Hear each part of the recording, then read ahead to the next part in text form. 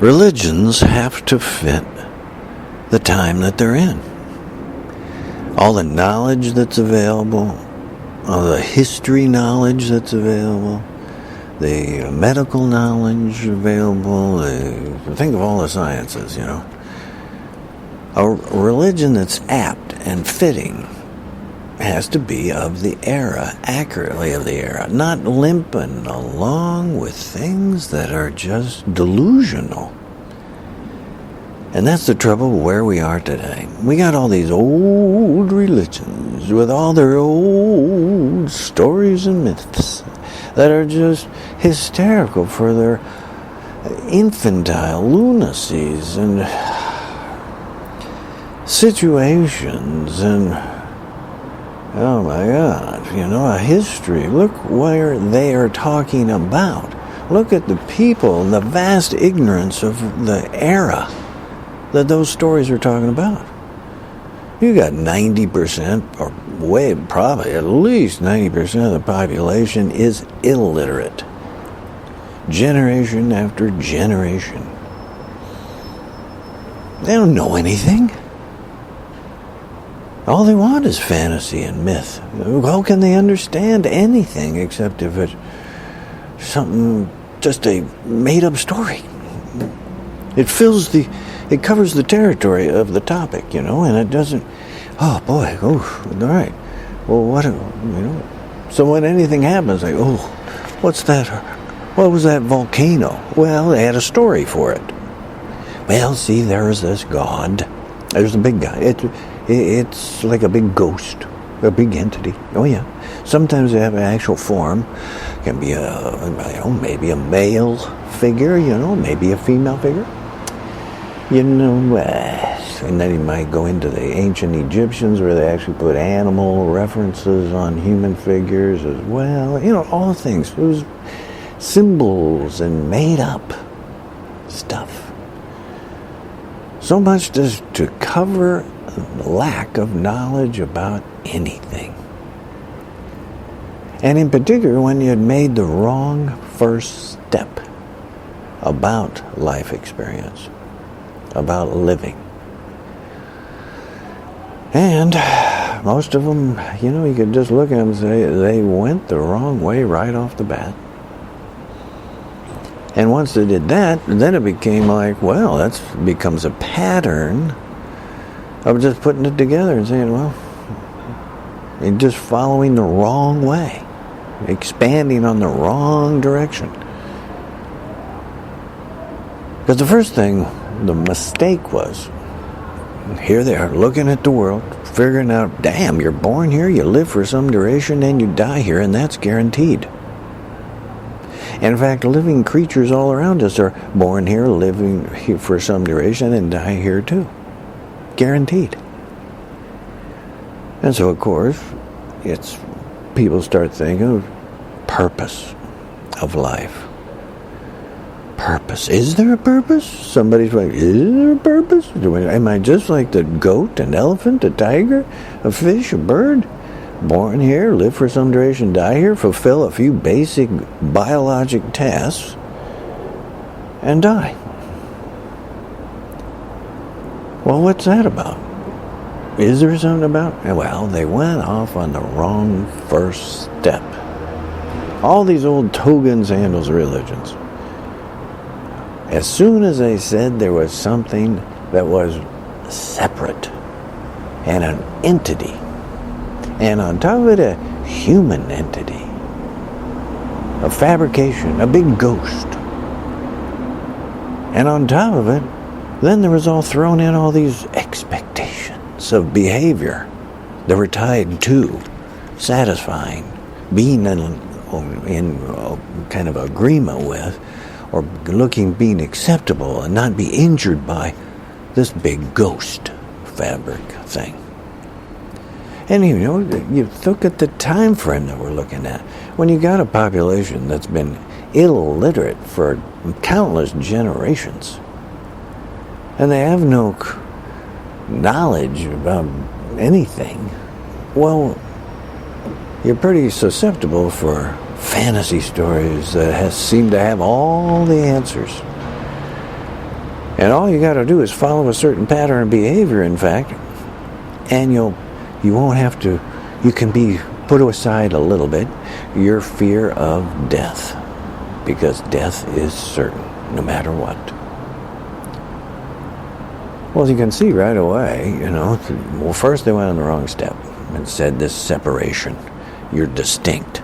Humans are distinct from the other species. Humans are different somehow, even though all of us are born here, live here for some duration, and die here.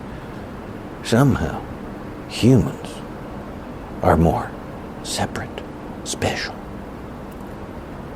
And that was the first mistake. And then they made the entity, the God fabrication, just happened to also be a human, didn't it? And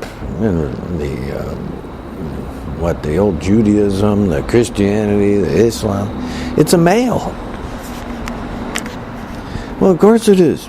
Society was run by men, dominated by men. Everything was to substantiate male dominance. Come on, we're up to the 21st century here. Quit quibbling around. And so that's what they said. They just made up the story. Fit their needs, cover the ground, put them, kind of gave them a sense of superiority, direction, follow these rules, behaviors, and whatnot, and you'll get along fine with this ghost after death. Because, scary. You're totally illiterate, and you're wimping along your whole life, and yet you're getting some basic stuff about, there is death. Well, goes, of course, you don't know anything about it. Nobody's told you anything about it, and you have no history of what's about it. Death. What is death? What is death? What happens? Even to this day, it's not a very well-studied project, is to understand death. Avenues of our science have shied away from really analyzing, studying death. It's been kind of looked on as just like that, kind of a sacred, separate process, private, and it'd be invasive to put all these sort of electrodes and, equipment around somebody who is dying. And we're just going to track you, see what happens to you, using all this stuff we got now and intravenously and on your brain here, and it's a little invasive. So society has kind of generally, you can say, has sheared away from really studying about death. But it's a thing you got to know. It's a thing you got to know. It's guaranteed. So you want to know what's going on. You don't want to be as much as you can. Just like anything, if you're educated about it, well, then you know what to do. You know what's happening. That's knowledge. That's real knowledge. That's what real religion was supposed to be about. But they didn't let it go that way.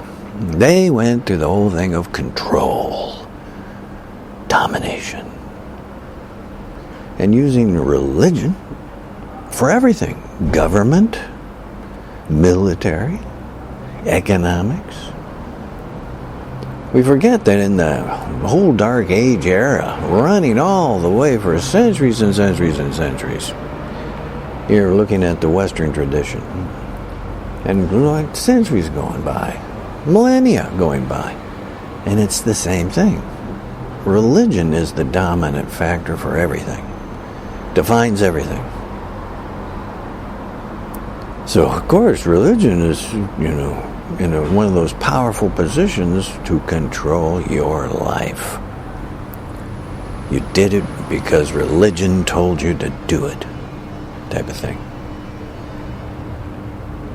And they gave you all these stories and fabrications and fears. Had to give you the fear that if you didn't follow what the rules were of the religion, oh boy, you're going to suffer. Even if you thought you were going to get away with it during life, it's going to get you. Going to get you after you die. Oh, yeah. Oh, geez, you're going to get it. See? And it's just everybody freaks out. You think, oh, God, all right. Oh, shit. Repent. Fear. Follow the rule. The social control. That's what we see clearly in 21st century.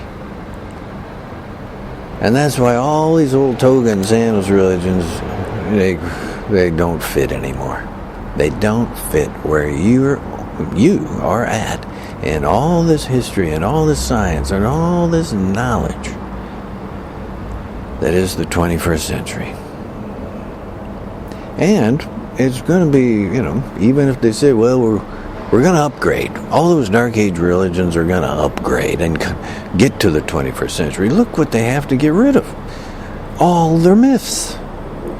There is no creation myth. It's a myth. We don't need it in the 21st century. Any of those stories, you don't need them in the 21st century. And you got to throw out all the excuses that have been used in those religions to justify repression of homosexuals, repression of women, denial of equality, using religion to justify violence of others who are not of your religion. So you can kill them. That type of thing. Ignorant, crazy stuff. It doesn't fit the 21st century of knowledge, awareness, history. Gotta throw it out. Because they can't upgrade. Is the Catholic Church going to turn around and say, not only can women be priests, they're going to throw out celibacy of the priests. They're going to have to throw out, not being married priests. What do they call it? They don't get married. They got to throw out the thing that the Pope is some kind of dictator, and that, by the way, the Pope can be female. And that's the type of stuff that's basic to the 21st century. You gotta do that type of level of change. And they can't do it. We can't do it. Won't be able to do it. Those crazy Christians have to get rid of that thing that's saying the 6,000-year-old earth.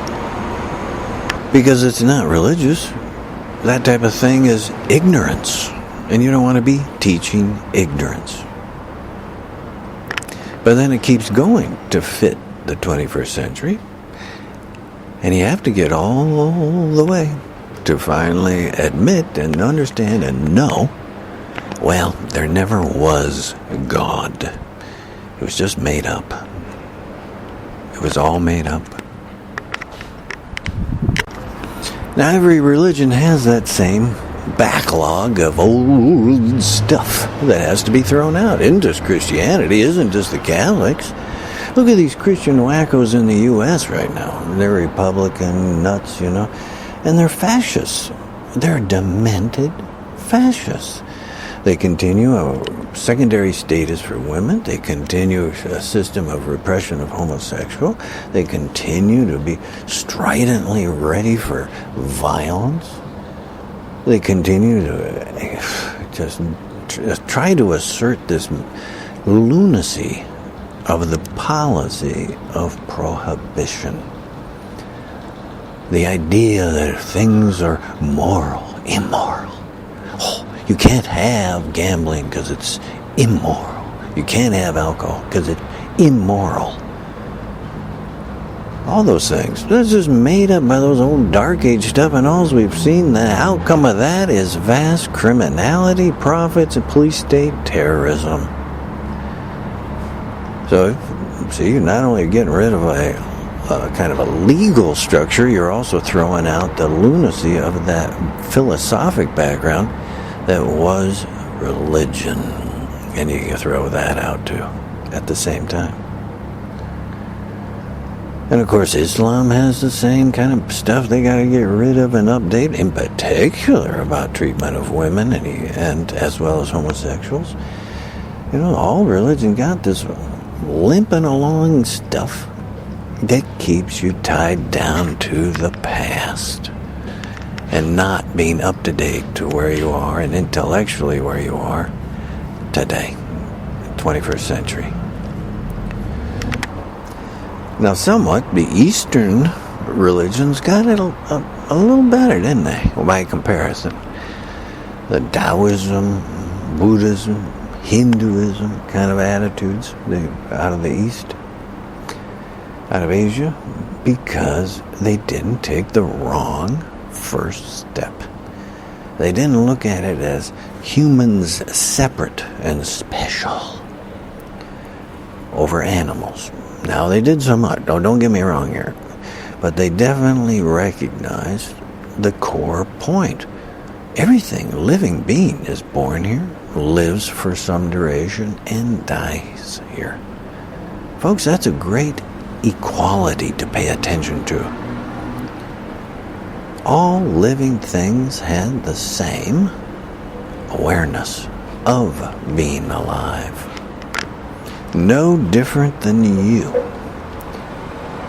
So you have to treat things with attention to that similarity, that equanimity, that equality about it. And it makes a huge difference than saying we're dominant, we're separate, we're special, and we're not really part of this earth because we're so different.